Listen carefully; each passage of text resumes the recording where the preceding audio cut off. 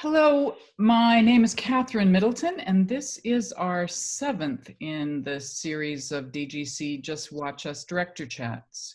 This session will be recorded and posted along with some of the previous chats on directors.ca. Before I introduce our very special guests, I would first like to acknowledge the traditional Indigenous lands that we all live and gather on today.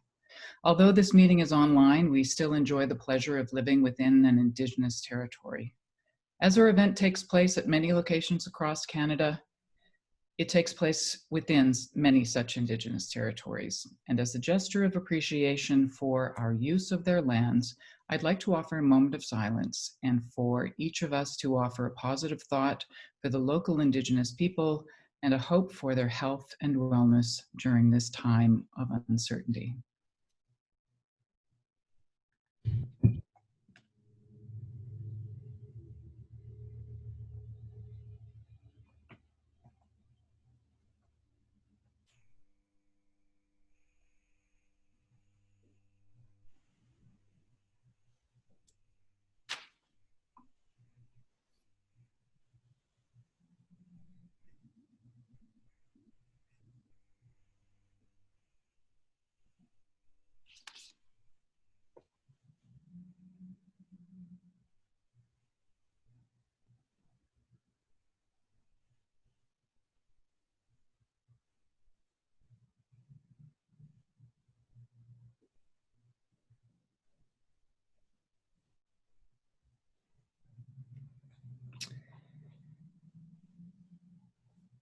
Thank you and welcome. Thanks for joining us today. It's my great pleasure to introduce our filmmakers for this special creator talk.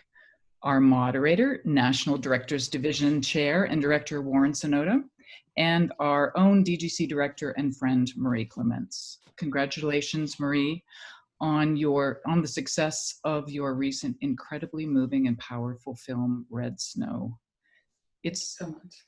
It's hard to find the words to describe how timely the telling of your story is, so I will leave that to you two. Thank you for both of you for being here with us today. Over to you, Warren. Thank you, Catherine. I appreciate that. Marie, thank you for joining us today. I'm in Toronto and I'm on the territory of the Mississaugas of the Credit, the Anishinaabe, Chippewa, the Haudenosaunee, the Wendat, the Inuit, and the Métis. And I think it's important not only to acknowledge the land that we're on, but to understand that as storytellers and filmmakers, we have a responsibility, and as non-Indigenous settlers, to make a connection to it. And one thing I really love about Red Snow is it draws on a lot of the pillars of understanding the land and your place on it, because you have people from other lands basically invading the Indigenous lands of other countries. So welcome. I do want to acknowledge the time that we're in, and Marie, we were briefly talking about this in the sort of preamble when we got to know each other.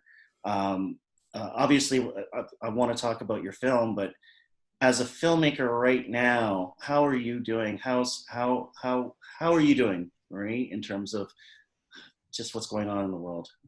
Oh, it's nice of you to ask, and I think it's I mean, I'm a lot, like a lot of people, I'm feeling that I'm very privileged to live where I am and be around artists and like-minded people, especially in this time. But I think there is a feeling that it kind of seeps into your consciousness, and it kind of seeps into your everyday, and part of it, you want to bear witness to it. And then I think sometimes there's a part where you just want to go to sleep for a couple of days. Yeah. So I think, I think both those things are reasonable given the gravity of what's happening, for sure. Yes, and I think even when you go to sleep, you wake up the next day. I mean, we were going to have this chat last Friday, obviously with the systemic racism and anti-Black violence that was happening last week. There were protests in Vancouver, peaceful protests that a lot of our members wanted to participate in, and you were amazing to be able to allow us to do it today. And I don't have to go into too many of the things that when you do wake up from that sleep that you try to get, and you read about Chief Alan Adam, Chantal Moore, the things that are happening, we understand that, you know, we're in a time that as much as we need the protesters, the people that are very conscious of what's going on, we need the storytellers to be able to capture that. And I guess the first question I have for you with Red Snow is, did you ever think while you were making it, you would be releasing it during a time like we are in right now, where it's actually not just top of mind on common everyday citizens, it's large entities, institutions are really starting to own up to what's happening with systemic racism? Yeah, I mean, I don't think I could have predicted the events of the last, couple months. But certainly, we're always aware of things happening, and in our own country, we obviously have a history of racial tension and realities that have been very forward in our I guess current affairs and in our families and in our communities. So I don't know. I think it's interesting that Red Snow came out at this time, and I'm happy it did, because Right. I do think it's around bringing different peoples together and recognizing each other, and I think that's important in this time right now. Well, let's just talk a little bit, and for the people watching at home, I hope you've already watched Red Snow and you've been able to go to iTunes and rent it. Thankfully, the time that we had moving last Friday, I've been able to watch it twice now, which on second viewing, I kind of see a lot of the choices that you made and the sort of the strong narrative choices that you made come to fore. But just for the people that are kind of catching up with the story, it is about a Canadian Gwich'in soldier that's sent to Afghanistan. You tell of how this came to you by looking through like a photography periodical, back in 2009 when you saw a picture. Can you just give us a snapshot of how looking at a picture in a magazine and 9 years of hard work suddenly becomes something like Red Snow? Well, I think, I was really fascinated by one, just looking visually at the picture, going, oh, and in certain angles, the indigenous people there look like the indigenous people of the Americas, and really, what if I had these two people together, what would they say? Like, what would the dialogue be? Because obviously, our histories go back from the beginning of time, and we've survived a very long time and many wars. So I was interested not just in the similarities of indigenous recognition, but also what survival takes. And I think that's kind of what sparked Red Snow and kind of propelled me, was that curiosity in their culture, but also in ours, in what is similar and what is totally not.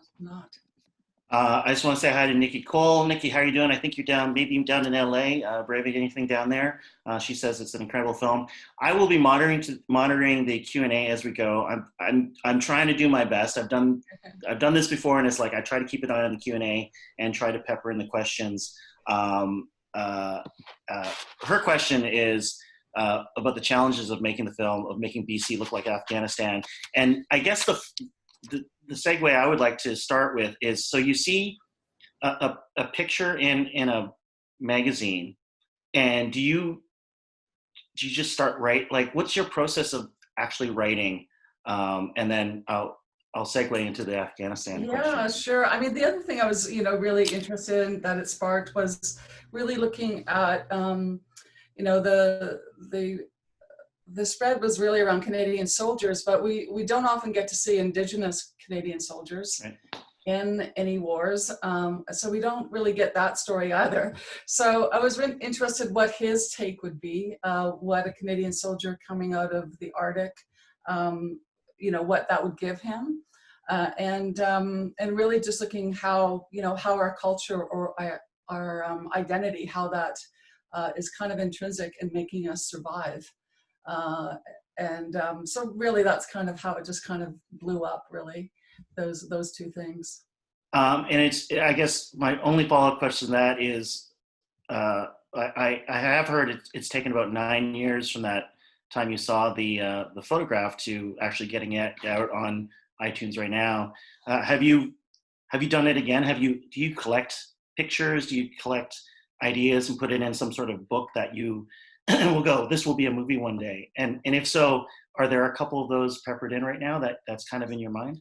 Yeah, I mean, I'd have to say there's not too many days that go by. I don't think there's any day that goes by that I'm not thinking about story, and I'm not thinking about bringing story to the page or trying to get it, to the screen. So I'm constantly, my walls are pretty much all filled with paper and ideas and, what story and how I'm going to get that, and, just ideas.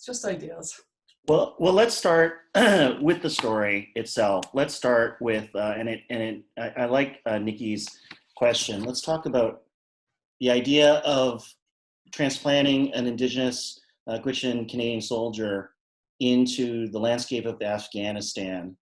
I hope people at home can see this. It's a still from the film. Very striking composition, and this is something I want to talk to you about in terms of how you create your frames. But as you were writing, did you know that this was going to exist in the interior of BC? I think, like all great filmmakers, I'd really hoped we would be in Afghanistan or in a similar territory. But of course, that became impossible as we were, putting it together. But being able to find this kind of beauty in our own backyard in the interior of BC was a bit of grace. Our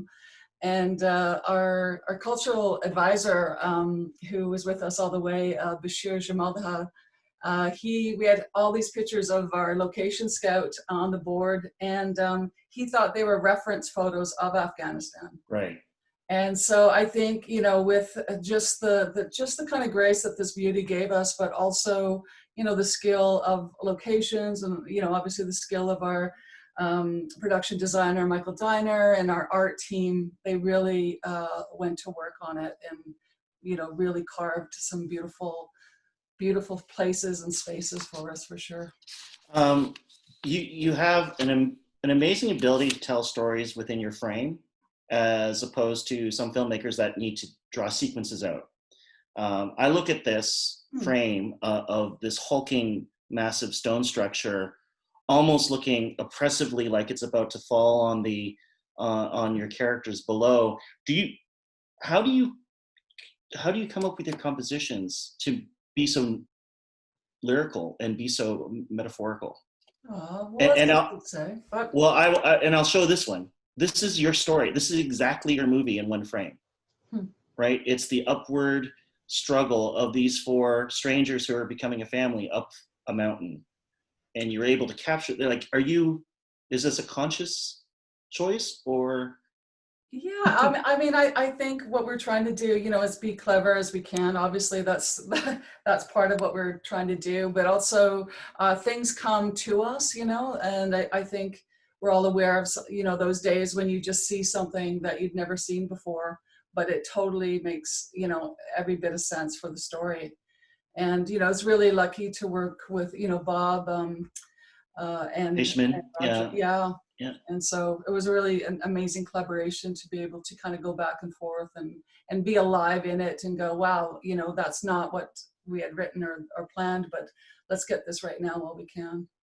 So on a frame like this, or even a composition like this, which is basically the metaphor for the human heart, and I believe these were done in BC, so it would have been Bob that you were collaborating with?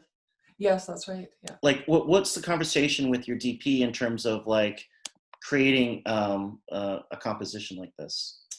Well, we were really trying to not only, obviously, you can say that the landscape is the character, also a character of the film, which, I think that's a given in so many films. But we're really looking at it as this land is not only a character, it's the language of the film. It's it's the blood of the film. It's it's the earth of the film. So we really were very precious about finding, the right places that could lend themselves to the characters and how they felt about it and how they walked on the land and thought about it and how it gave them strength in some ways. Did you write it? Did you write it first in the script and then go find it, or was it a bit of both, where you would scout and then go back and rewrite the script too? To be honest, I'm a bit of a crazy writer, so it was really following, following the word first, but definitely being, being true to the moment, or being true to what we're seeing and how that's registering us. And we had a wild ride, because when we were in the Arctic, it was literally some days -51. Right. And when we're shooting for those 3 weeks, surprisingly, it was literally almost every day +38. So it was really, in some strange way, we were living the movie. We were trying to survive on the land, because we shot mostly on the land. And, the whole team, whole crew, everybody, we were trying to survive ourselves, but also the environment. And crazy about that. Well, extremes is a good sort of way to talk about theme in the movie, because you do go to, you like to have the polarity of two things: the idea of light and dark, the idea of the indigenous voice, and then the spy, because you bring up spies and traitors all the way throughout the writing.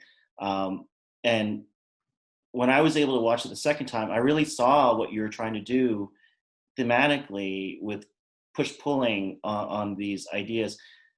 Like, again, I guess it's a process question, and it's a writing process question. It's like, do you start with theme in the workout, or like you started with a photograph, you ask questions about this person that you saw and that you haven't seen it through the indigenous gaze of a soldier before, and then the story? Or do you take a deep dive into themes because it's so intricate in your film? I sometimes I'm not sure what comes first, to be honest. I mean, I'm with this one, I was so sometimes I just get so ready to write that it just writes. Mm-hmm. And then of course I have to go back and carve it for a very long time. Mm-hmm. But I think in some ways, I had been thinking about those things and those themes and those ideas, and how best to represent it. Mm-hmm. And then, just reading everything I could, just, absorbing everything from the, Afghan culture, absorbing everything from our histories, and the realities of those characters. So in some ways, it's hard to sometimes tell who's on first. But I think, like, who's the bad guy is within the story, or who's the good, what the intentions are, because they move around a little bit. Yeah, and certainly, in process, the story it reveals itself, and your job becomes clear of what you're really trying to say and what needs to be done. So I think just like any process, it takes a while, but I love that part of it, because it is, when you're trying to tell story in layers, it takes a while to understand how you can motivate that, but what's true, what's integral about it, that you're not just doing it because you can, but you're doing it because it has to be that way.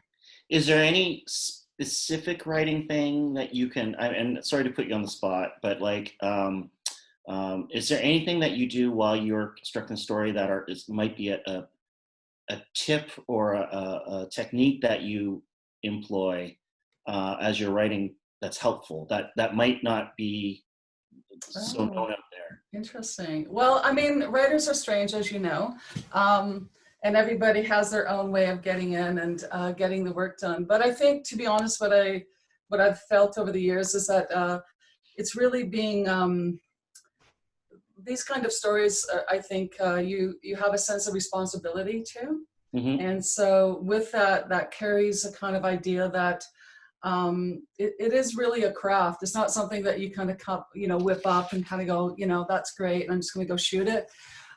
It's more that you're really crafting something. Yeah. So a lot of times when I think of that, sometimes on the West Coast, you'll see these, our beautiful trees, like these amazing, Yes. tall, gorgeous trees that reach up to the. I've been to Langley. I've been to Langley before. Yeah. Okay. But then, and then you see these totems where someone has taken this tree down and they've taken the bark off and they've rough carved it, and then they spend years carving details, and then they paint it, and it's a story, right? It's a visual story. Yeah. So I think sometimes that, we forget that story takes a lot of craft, and it takes a lot of work. And Right. So I try to be true to it by understanding that to be available to the story, you have to be there.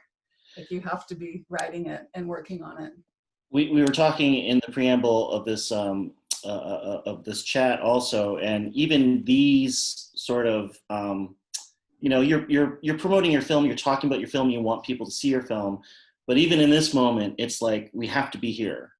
We have to have a connection, and I just think that your writing is there. It just has that immediacy in the moment. I don't even know if you're conscious of it, but I'm gonna ask you something as a bit of a fanboy of the film that I noticed, and I'm wondering if it was conscious or subconscious, and what you think of my analysis. Okay. Here's a little thing. At the beginning, there is an amazing action sequence that happens, but it's pivoted on the most minute moment of exchange.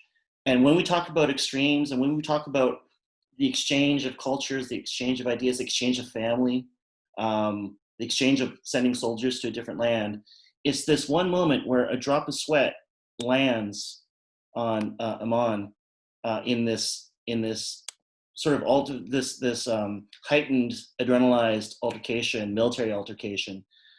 But I'm a filmmaker. I know how much time you would have to spend to get this shot, right? Yeah. It's not an easy thing to do. And then the reverse action to get it right into Amon's eyes. I'm sorry, the actor is Shafeen, yeah. To get it right into his eye like that takes some time. Yeah. It's this moment, can you just tell me about this one moment, how you constructed this? Because this is not normal in an action sequence. Usually, there's soldiers, there's insurgents, there's altercation, and then you move on. But why did you spend this time on this? I think there's, in traumatic situations that, we find ourselves in, I believe, there's moments where everything's going so fast, and then there's moments that slow down. And I think part of that is that your brain is trying to catch up to what's really happening. Mm-hmm. And so I think it's a true thing of trauma that we concentrate on something so small for a mm-hmm. moment. I think we're trying to survive the bigger picture. Mm-hmm. And so really that's what this moment is about. And it just happens to be an exchange between these two men that are, they made a decision, and, Dylan has to make a decision here, which he's struggling with, to act as a soldier. But he's also being demanded to act like a human being. And then, go ahead. Yeah, no, that's kind of it. But you're right. I mean, the demand for, our DOP and our camera and makeup, it wasn't funny, but it's one of those moments that is just so, you just have to hit it so right on. Yeah. That, how many takes did it take to do this? And to be honest, God love them all. I don't think it took that. I mean, I think we did maybe 5 takes, right? Oh, okay. That's pretty good. That's pretty good. Which is impressive, right? So the connection I want to ask you about, and to see if it was conscious or subconscious, is later in the movie. And again, I'm hoping people have watched the film, so there's not huge spoilers in it. But it is about the journey of Dylan, like you said, a survival journey for him. And as he proceeds, the captor becomes a friend, becomes family almost. And the next coin of exchange that really kind of struck me was this moment where he asked Simon to write in Asana's book, which is this book that Dylan's been holding very dear to him through the movie. And I saw a direct connection to that little piece of sweat that fell. Because Dylan couldn't help that part for the coin of exchange, but this one is a very it's a very conscious action. And again, it goes back to just the writing process, and a directing process question is, are you aware of these connections as you're doing it, or does it just feel like it's the right way to tell the story? I think as a writer, you're really looking for those connections, and you don't want to get over too weird or too. You want it to be really natural, because I think we do have these moments of connection and decision making.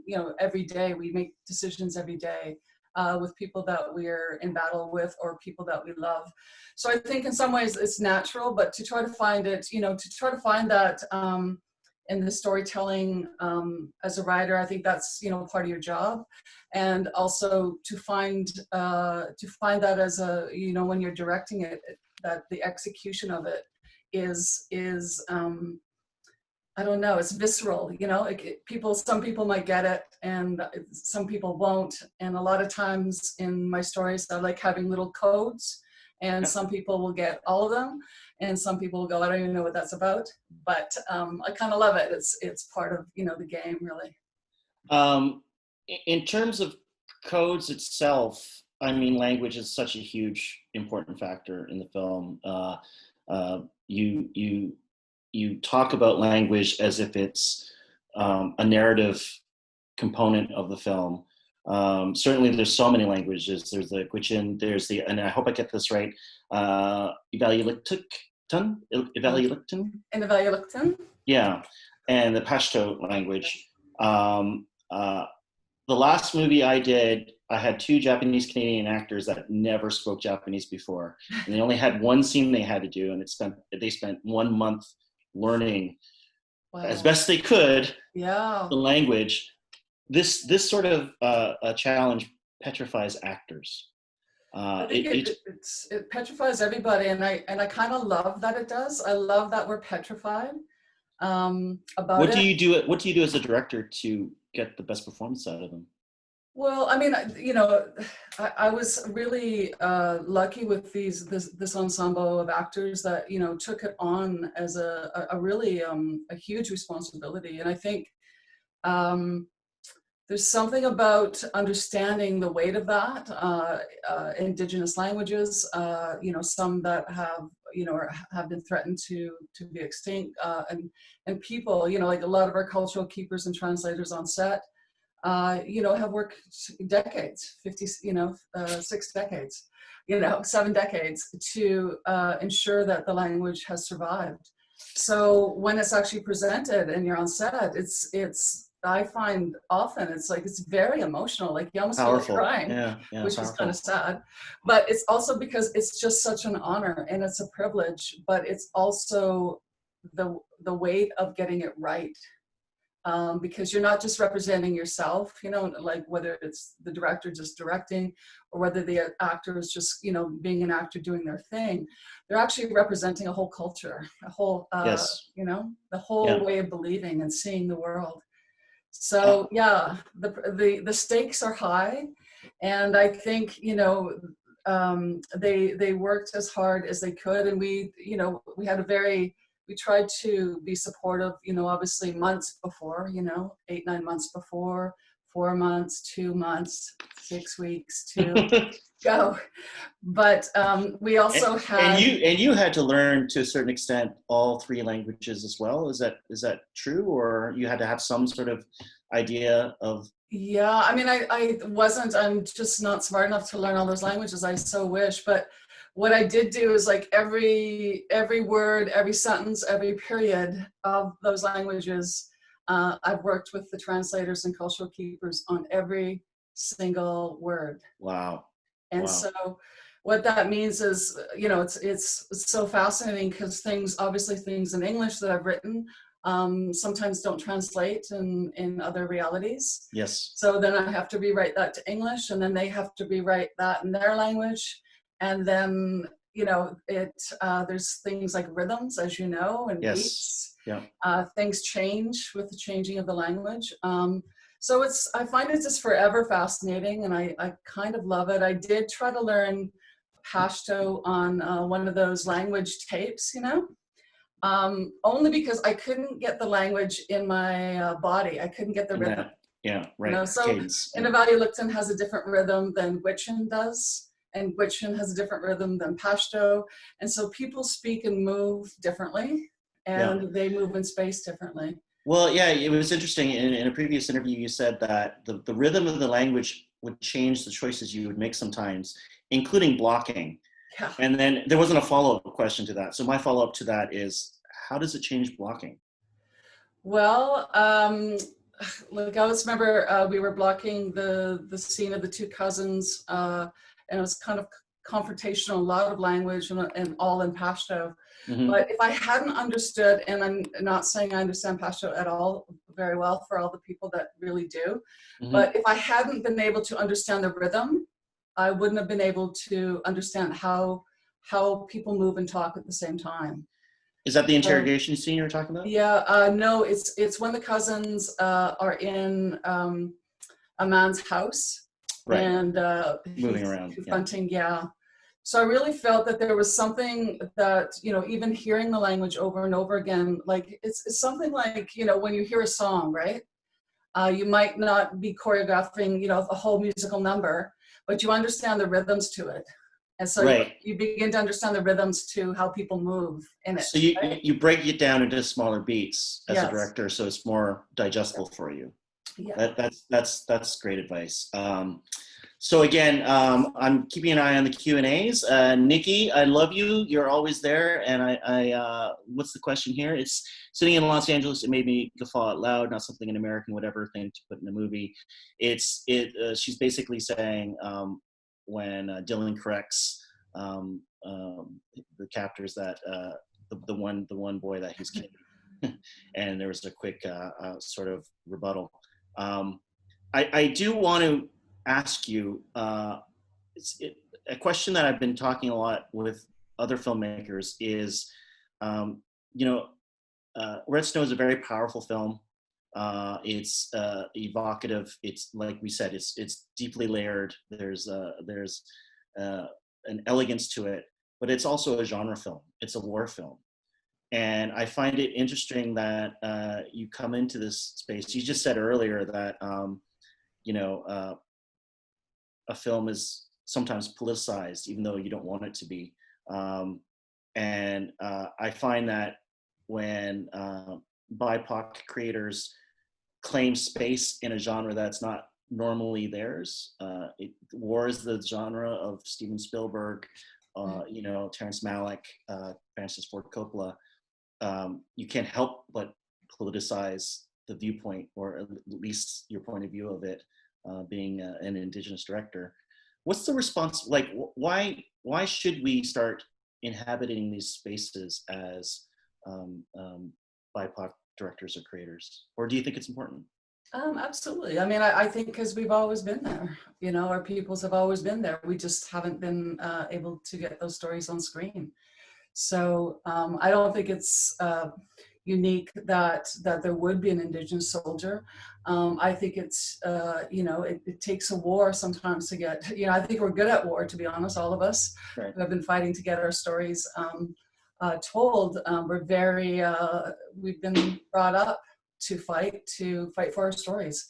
And so I think it's, you know, and our, you know, a lot of our peoples are still struggling and still fighting for, you know, the basics of human, you know, I was going to say human pride, but just the basics of human rights.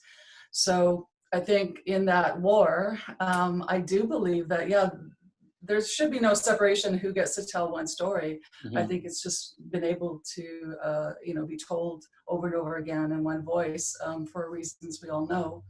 But I think that's changing, and that's the exciting part about it, right? Is that we get these windows into another worldview.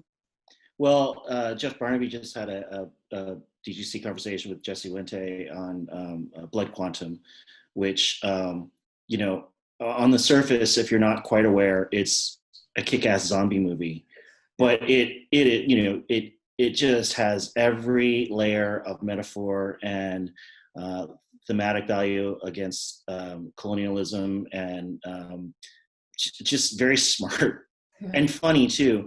And I guess where I'm headed with the question about filmmakers like us, like my film's a crime movie, and I just wanted to. I've never seen a Japanese Canadian crime movie before, and my blind spot was I've made like 11 feature films, and I've not cast one Japanese Canadian in them. Oh, okay. And that's on me. That's my. You're gonna get a whole bunch of calls now. Well, but when we were making it, I just realized that, like you said, it's exciting to kind of inhabit a space that hasn't really been ours, because we just don't have the film history of it.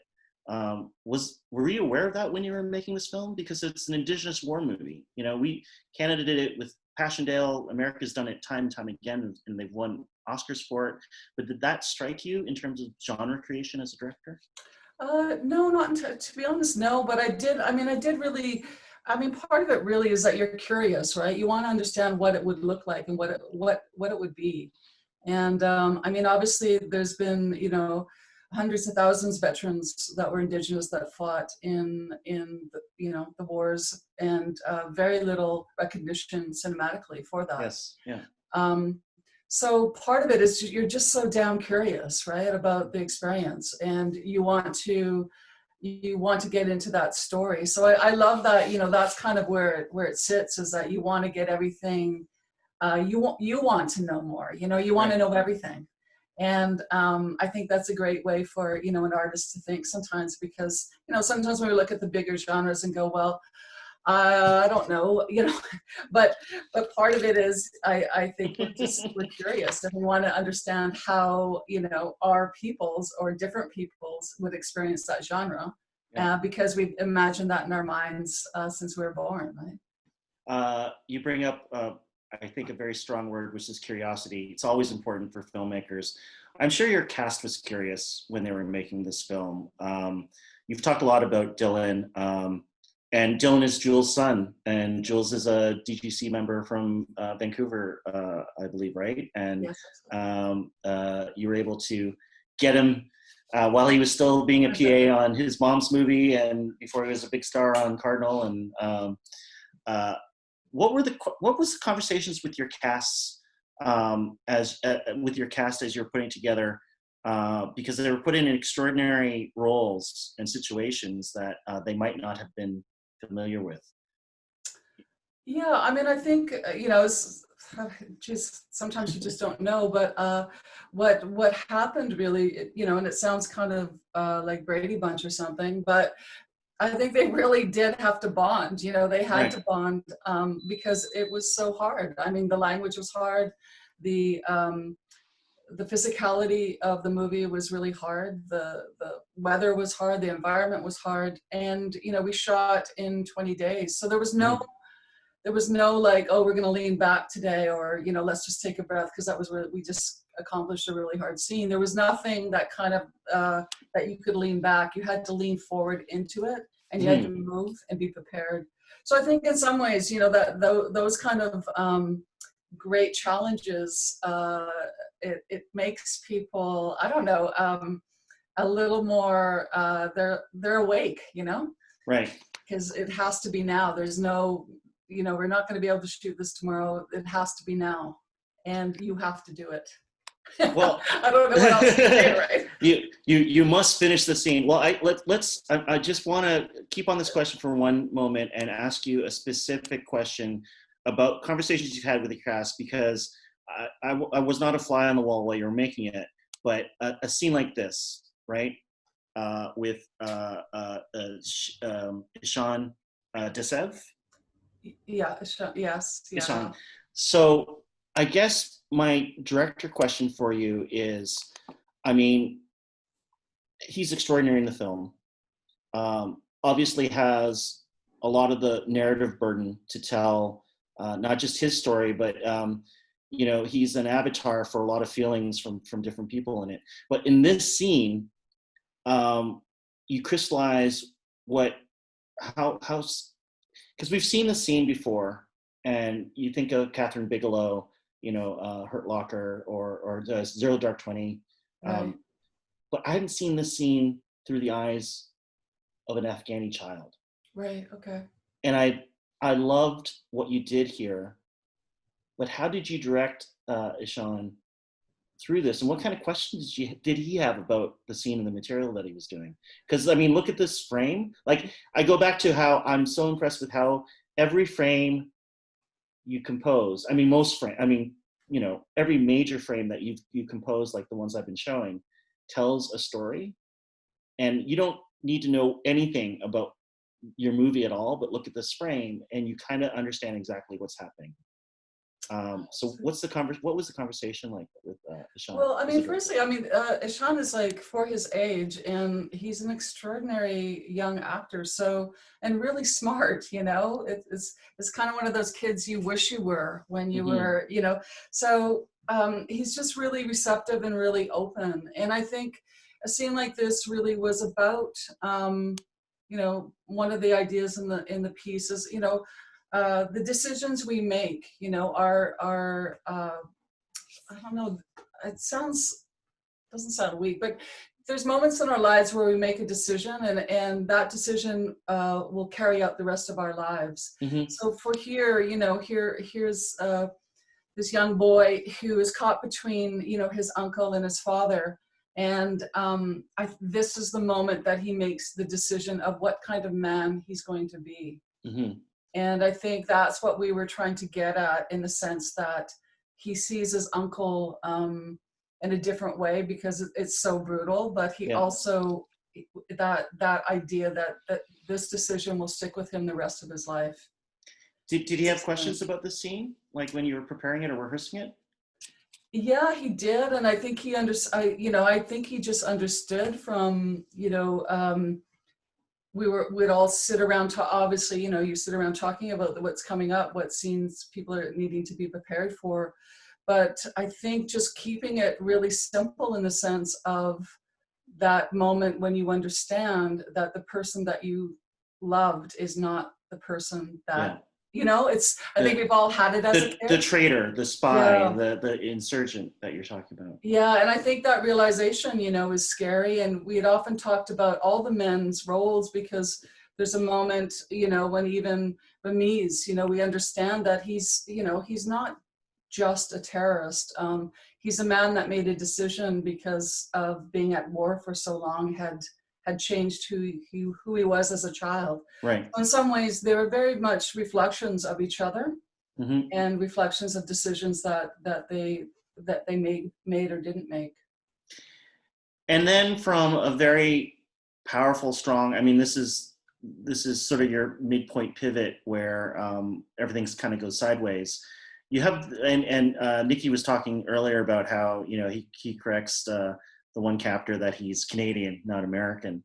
You have moments of just humor. I felt like when I saw this, I just thought it was hilarious. And I don't know if that was your intent, but I appreciated the release. And it's not that Red Snow is a slapstick comedy, but were you looking for moments for the audience to kind of go, oh, okay. Yeah, I think, and also just looking for the moments when, like we all been in situations that are intense, but sometimes intense is really funny, And I love this. Really, the four sunglasses, it's like they're trying not to be seen, So yeah, I think there's just times where, at the hardest of times, things are funny. And I think we're good at that as human beings. So we've talked a little bit about the cast in general, but I do want to talk a little bit about the idea of elders you do have a through line about, and even in the Afghani storyline, there's it's like the father and son. There's always elders, and there's always important pieces of wisdom. Is that, in terms of you as a director, how does that speak to what you want to get across narratively?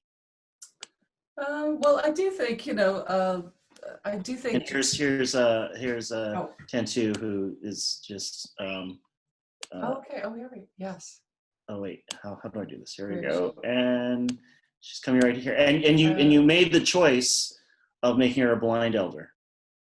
Yeah, I had this that she had cataracts, and that she was also a seer, but she so all these things were layered onto Tentu to bring across, which she did obviously in such a craftful way. But I think it's important to, how we survive is often how we've survived, meaning, we've often, because we've had these people in our lives that might no longer be there, but that will never leave us. Mm-hmm. And so I think that's, this part of family, it's part of the idea of how we hold on to our identity in a family, how we hold on to, what's important. And how that stays with us, till the end of our lives. So in a family about war, in a family about, family surviving in war, it made, sense to have these touchstones that our characters could be bigger with, Sure. Bigger, and metaphorical. I mean, your use of metaphor throughout, I'll just show a couple images, because you play with light and dark throughout the entire movie. When Dylan is captive, when the newfound family is on the run, they're either going towards light or going away from it. And then there's this extraordinary moment where, and you've talked about this before, about the power of memory, because the juxtaposition of dark and light, the dark reality of where Dylan is in Afghanistan, captured, looks like this is it for him. He has a memory, and is it fair to say this is a blood memory that he has, or just just his own memory?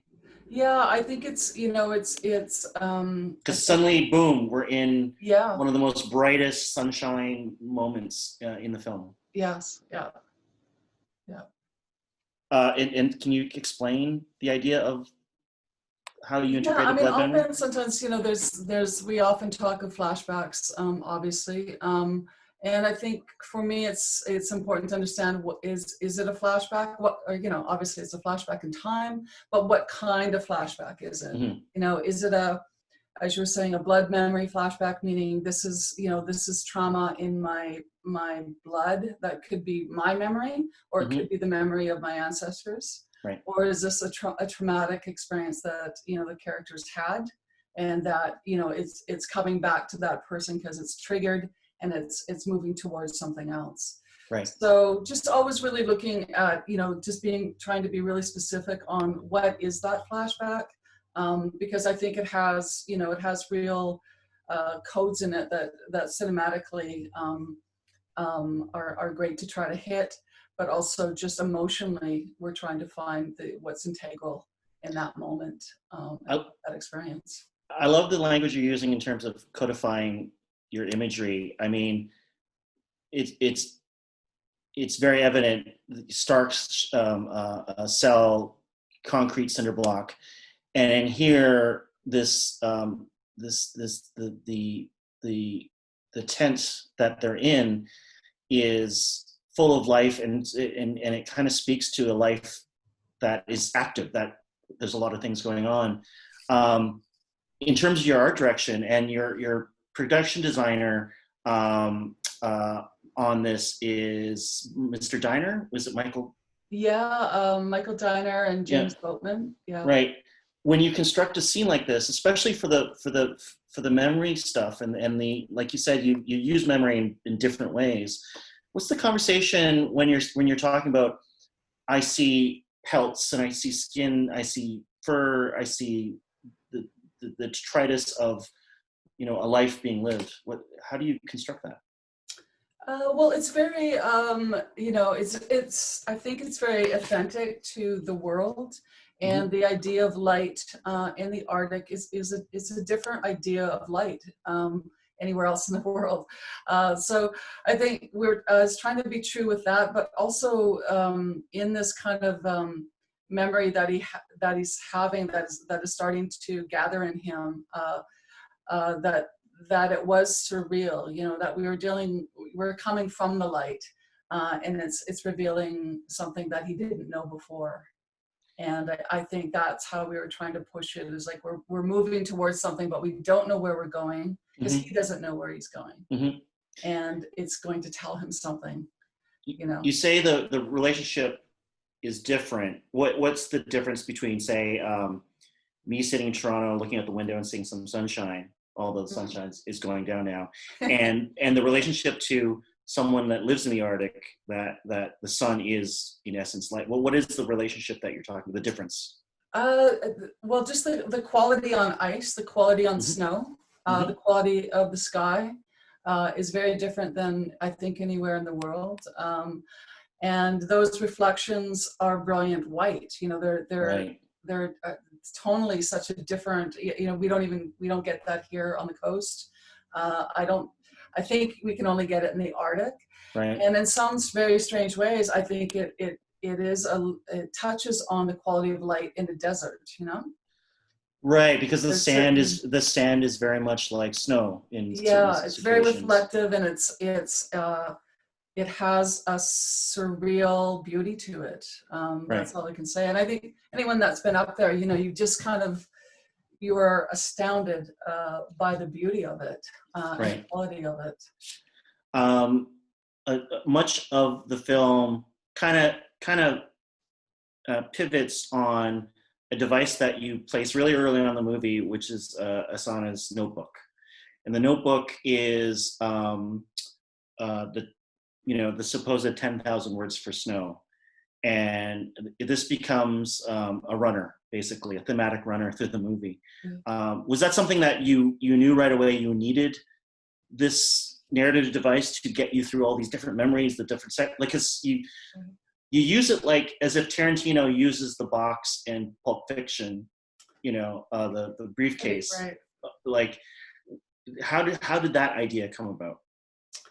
I was curious about this young woman who collected these words for snow as in kind of defiance of this mythology from this explorer. I love that she had that kind of will, and I love that she wanted to see her world in her own language, not something that was put upon her. Sure. And so I think, when we understand that she leaves us, she leaves the story. Again, I think because he holds on to that book in that first love in the beginning, I think that she's also with him, and in some ways this construction of snow and the words and a snowstorm does protect a village of a new family, of a new beginning.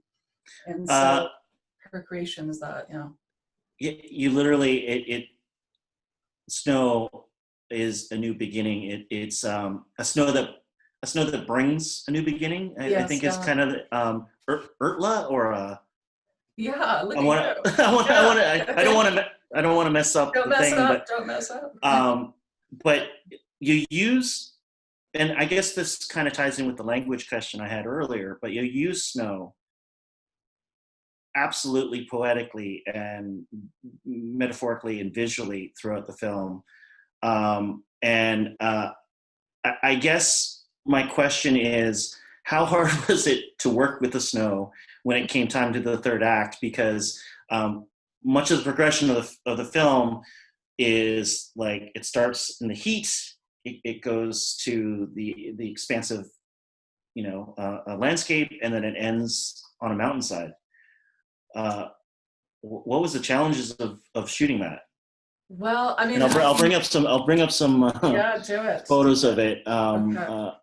and it's gorgeous. But I just, I've shot on location before, but I've not shot on this location before. And I don't know if this is a composite shot of the mountain line, or if this is actual location. This is on top of a mountain. Wow. No, I'm so lying. It's not on top of a mountain. We had really wanted to be on top of a mountain, like all good filmmakers.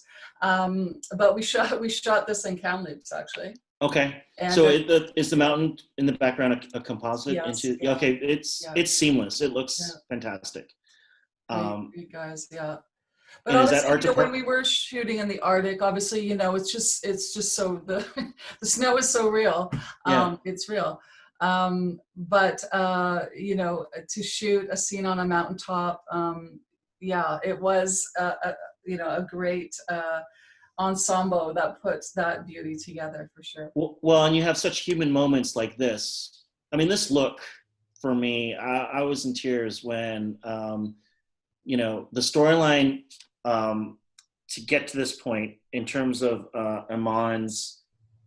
his life, the sacrifices he's made, and this look right here says everything to me. And then, of course, the climax of the film is almost in a near snowblind whiteout. So was this a series of composite VFX shots, and you merged everything together? Yeah, we did both. Obviously, on we had some great scenes with snow machines and fog machines, and then obviously we layered that in post. So it's a little bit of grace from everybody and everything for sure. And within all of this snow treatment, so you shot this. I'm assuming that now that I'm looking at it, this is art department, art directed snow on some Kamloops thing, and then some physical snow in the air, and then the rest is digital snow. Yeah, we did. We snowed a whole kind of mining pit, which took tons and tons of snow. Wow. And it was because even this, I look at this, I'm like, that's a lot of fake snow. It was a lot of snow, my friend. Yeah. Yeah.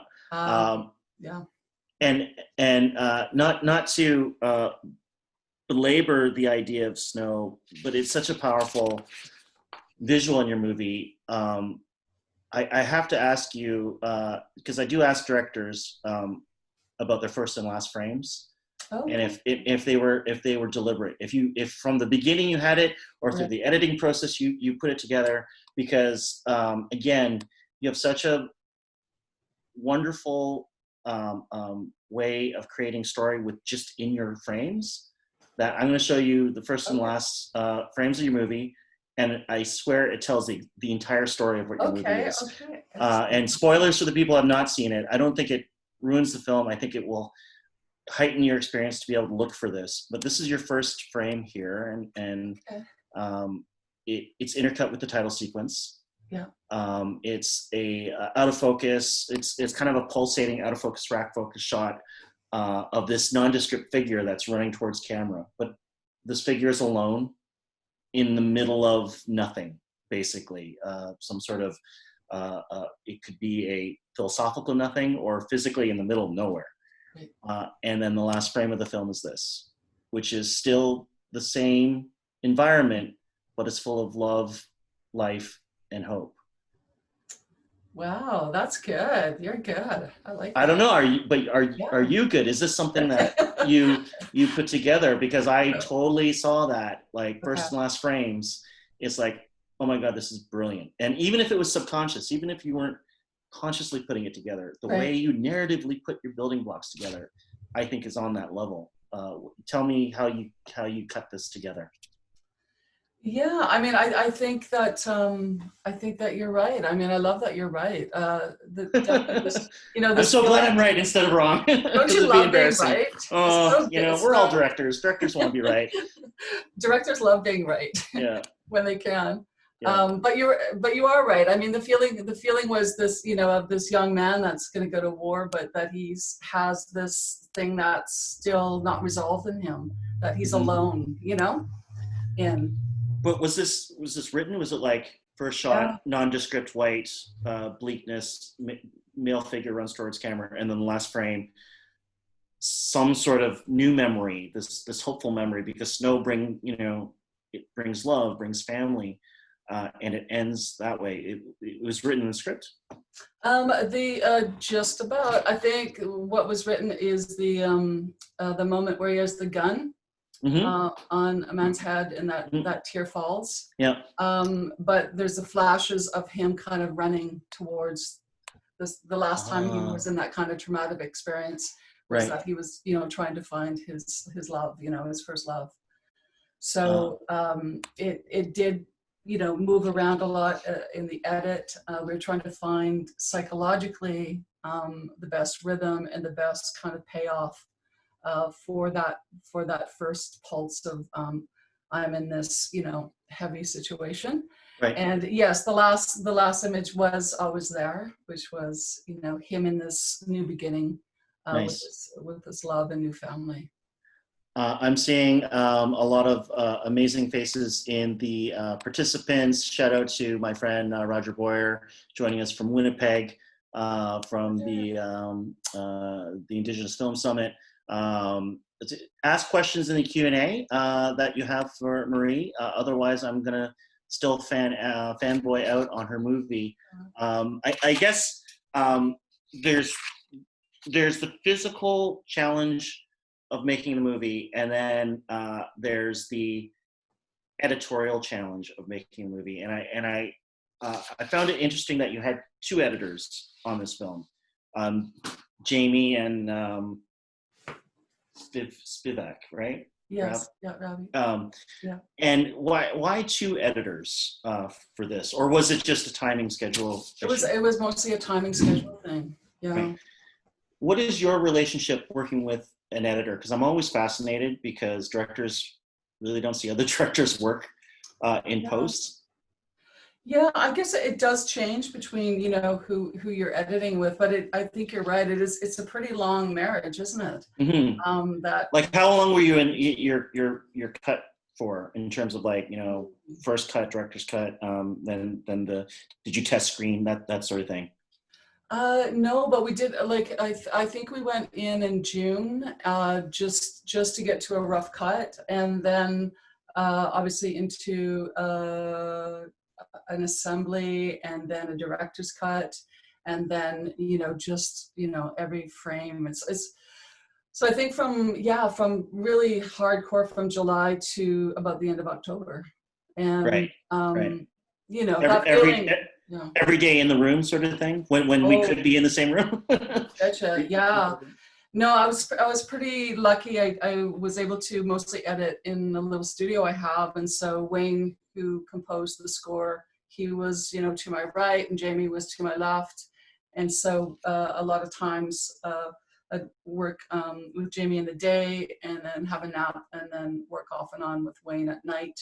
And then, was Wayne writing music even before you locked your picture? He just started. Yeah, kind of musical sketches. I mean, we had obviously gone through some ideas and wish lists of how of it, but really just finding the first sketches of sound, and the first sketches of that that presence in the movie, and what it could bring, because we were again looking to merge and fuse and contrast all the different sounds culturally right. of the world. So because you have some Pashto, you have the throat singing. Big fan of Tiffany Ayuk from out east. Was with Quantum Tangle. Now she's with a new band. Sorry, I don't. Pixic. Yeah. And just a wonderful throat singer. I worked with her on a movie of the week, but as an actor, but was very fortunate to witness her doing her throat singing on a lunch break, and it just phenomenal. And you wrote a song. You wrote the end song that we started this the chat off with. So music is very important to you, but how did you parse it into the film as you were cutting? Because I find it interesting, you had Wayne doing sketches while you were cutting instead of waiting till everything was Yeah, happening? I mean, I kind of love it because as we know, sometimes sound leads and sometimes, music leads. Mm-hmm. And you're just really trying to find the right, what's pushing at that moment. Is it the image, or are we following, a sound into that will, open up the image for us so that we experience it as a character might, and experience that fear or weirdness, whatever is happening. But it was really great. And I've worked with Wayne, before. We did The Road Forward together, and we've been collaborators for a long time in theater. Mm-hmm. So I kind of love that just a little bit, that you're crossing over so that you have that. And there's a joy to it, like there's a great discovery to things, and there's things that pay off. And Like he'll see something in the cut and you'll be like, oh, this would be a great, Yeah, and it becomes, you know what I mean? Like it just becomes alive in another way. And I think, some editors also love that because we're all in it. And we're all kind of going, hey, wait a minute, what if we just frame back, 3 frames and then start, all these little weirdo things we geek out on after hours and hours in that room, Yeah, I get it. Nobody else will know, I'm sure, but, it goes well, you just actually touched on one thing I wanted to ask you about. You started as an actor. You were an actor. You are an actor, or were an actor, and then your first long form films were documentaries, right? Yeah, I started as an actor, and I was in theater a long time as a writer, director, and producer, and then I moved over into film and TV, and yeah. I guess because the Guild has so many amazing new directors joining us from the documentary world, and a lot of them are interested in making narrative films, whether feature films or getting into television, scripted television. What's your advice? What's your advice to this new, talented, emerging group of filmmakers that are, and I've been sort of active in the DGC mostly for the last 5 years. And even in the last 5 years, I've seen this new wave of filmmakers coming in. They're diverse. They're geographically diverse as well. They have different points of view. Incredibly talented. What's your advice to that documentary filmmaker that wants to get into narrative?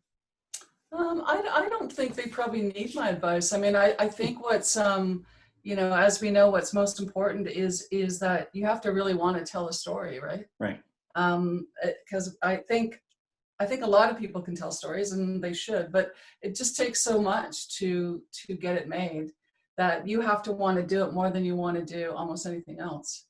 And I kind of love that. And I think what's great about, documentary filmmakers is, that's what they do. They invest in stories that they're not just doing it because they want to, it's they need to, they have to. Right. And I think curiosity, right? I mean, what you said earlier is documentarians have a natural curiosity about the world. That's why they make documentaries about whatever subject they want to do.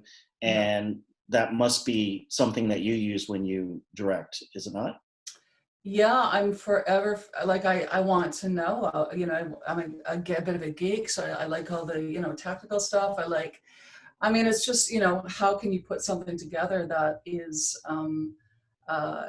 it's forever fascinating, right? You can go crazy. Like there's no amount of, hours that you can put into it. You can just pour it all into it. Right. Pouring it into it. And it's exciting, I'm wondering, is the sun doing something different there in Vancouver? Because I'm just wondering if you can maybe, I hate directing you right now, but maybe cut the well, it's just, you're a little blown out.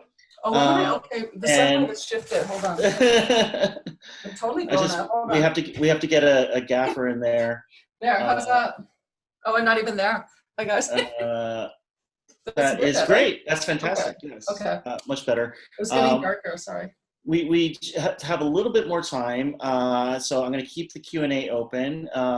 Our favorite fan, Nikki Cole, has another question. So there were 2 DOPs, but were you shooting? You weren't shooting simultaneously. You did one unit and then the other. But who was the originating DP, and was there a conversation about the look and tone carrying over? I guess you did the BC stuff first, and then Yukon for the. No, we did the Arctic first in Right. Yellowknife, Oh wow, okay. in Jeddah. Yeah, so because one was shot in the winter, obviously, and then we were trying to get summer as close to summer as we could. So did Roger establish the look, and then Bob took it over, or how did that work? Well, we all felt quite naturally that because we were shooting two different worlds, that it could lend itself to having two different looks. That's true. That's true. That could speak to each other, you know, Right. in some ways, but that they didn't have to mimic each other because, you know, we were looking at that division of you know, putting them this way and that way, or, you know, so I think it was really natural in the sense, because in the natural world kind of dictated that. So it was an interesting process for sure.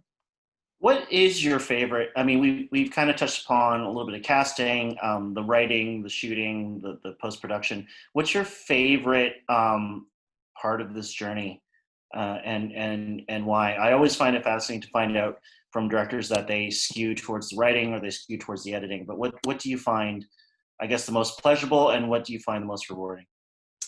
Obviously, I mean, I think all those things they kind of have their phases. Mm-hmm. Of reward and kind of this, you've reached another big step forward. Right. But there's something, I think, because as a writer, you know, I spent hundreds of hours with the story. 10,000 hours. Thousands, I think it is actually 10,000 hours. Amazing. At least with a story, that when you actually get to set, you know, and you're actually with other creators and collaborators, there's something so overwhelmingly fantastic about it, right? Mm-hmm, It's just mm-hmm. like you're the embodiment of something that you've seen in your head for 10,000 hours. Yep. Is coming to life. Yep. And it's alive, and there's something, you know, I don't know, you can't beat that, really. I don't think you can beat that.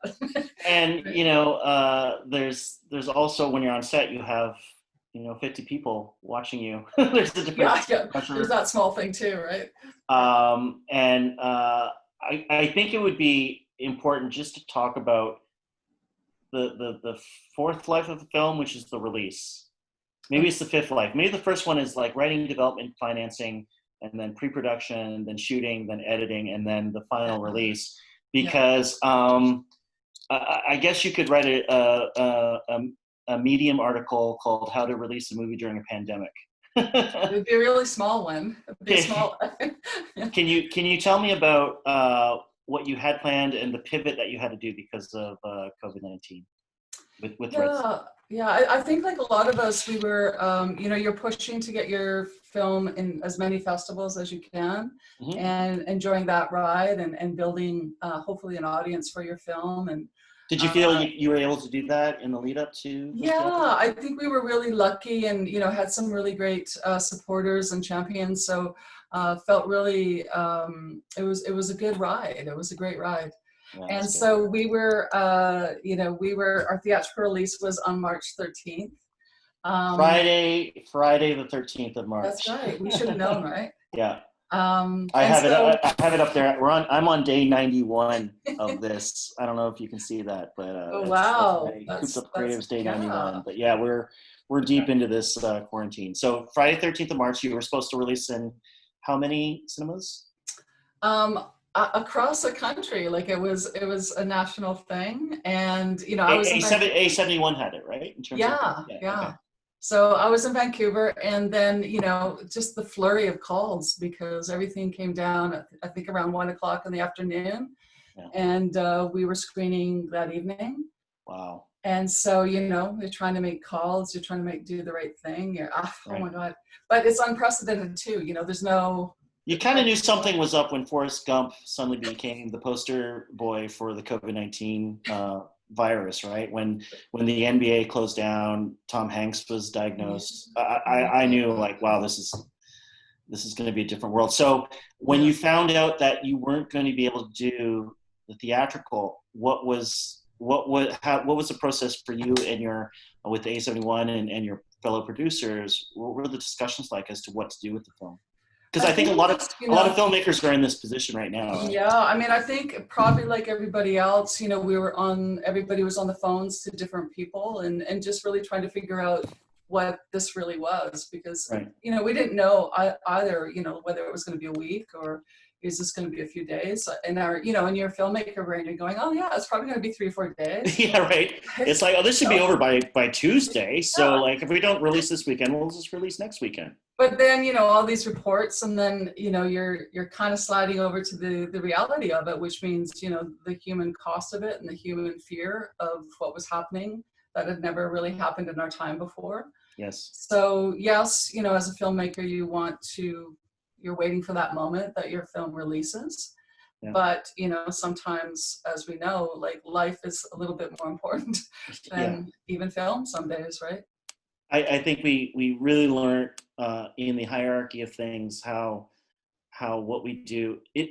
But it's ironic too, because what have we all been doing for 91 days, right? We've been, where's it up there? 91 days. We've been, you know, obviously we've been social citizens and watching the news and going out to protests and at the same time doing our part to be socially distant and staying at home in quarantine.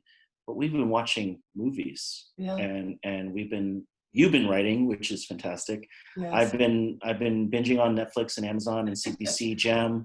Yeah. And how important is it that we have our stories right now? It's almost an essential service. I'm not trying to compare it to frontline workers and obviously the grocery clerks and the people that are keeping the world going. But like, I think entertainment and movies and stories and TV shows have kept a lot of us going through these, you know, 3 months. Yeah. One great question from Mr. Roger Boyer from Winnipeg, Hey. and it's a nice last question to kind of to end on. We can kind of start wrapping things up after this. Is what is your dream film? What is if money, time, and the fact that COVID-19 protocols are going to be so hard to let directors direct and actors act. What's your dream film? I think I have, you know, a few lined up. I guess like a lot of us, we have our parking lot that, you know, we're on to the next thing. Right. So I'm just really, you know, I think more than anything, I'm just recommitting to the idea of that the stories I'm going to put my energy into are stories that are important or I feel important that they need to be told. And I think we all feel that way, but you know, like, I guess stories are energy, and what we're looking to do, and especially in this kind of time, is really going, where are you putting your energy? Right. What do you really want to put out in the world? Right. And I think that's an important question and something to rise to. You know, I think everybody's taking stock. I think especially those that have been affected by, you know, systemic anti-Black, anti-Indigenous racism, but even the allies and even just normal people are all taking stock right now. And I know myself as a filmmaker, I'm like, you're right. It's like we really need, I need as a director to focus on stuff that makes me feel good and makes the story that I want to tell continue. What do you see, and have you been able on this journey, especially the festival journey of Red Snow, been able to meet other filmmakers, other BIPOC filmmakers, Indigenous filmmakers that might not otherwise have thought they had a place? And I ask you this because this is important, Marie, in that I remember when Double Happiness came out, Mina Shum's Double Happiness, and for the first time, and I was directing music videos at the time, I'm like, there's another Asian Canadian director, you know, and it just clicked for me that like I'm not alone on a set floor. There's someone else.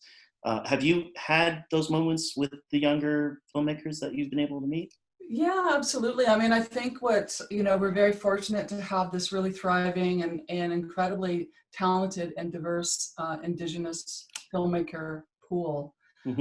So I say that like because it's a very real thing, and if you see the work, you'll understand that I don't think, you know, there's not like, we're not redoing each other. We all have our own genres, our own ideas, our own and the excellence of it. I mean, Elamaya won the most major award you can win in Canada this year with Kathleen, right? Absolutely. So so it's just really invigorating, right? To understand that that's a part of your filmmaker family, and that is coming to. It just feels like it's roaring. You know, it's a roar. It's we're no longer being held back as much as we were. So I think it's just going to be this roar of art and ideas and excellence coming.